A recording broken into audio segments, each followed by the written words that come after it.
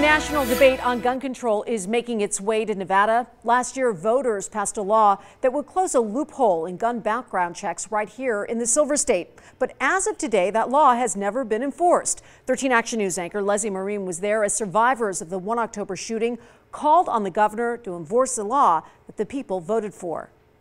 Many of us made it out, but 58 of us didn't. For the first time with tears in her eyes, Assemblywoman Sandra Howdicke told her story of survival on 1 October. I can still see the images of people we've known for years and people whose existence we've only known for seconds fall around us.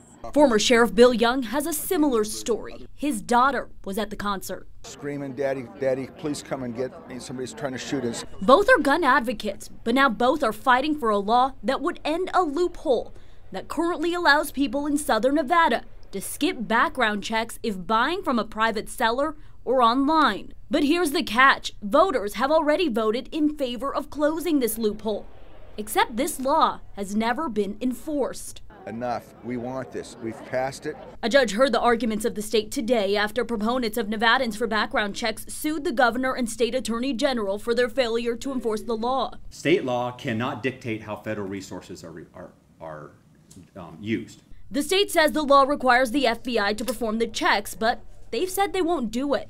That's because the state performs all of its own background checks, aside from private sales. And it's also important to recognize that it imposes a cost on the federal government. Supporters do admit this law wouldn't have stopped the tragic events of 1 October, but they say it can stop other tragedies from happening. It's about keeping the guns out of the hands of people who shouldn't have them. Leslie Marine, 13 Action News.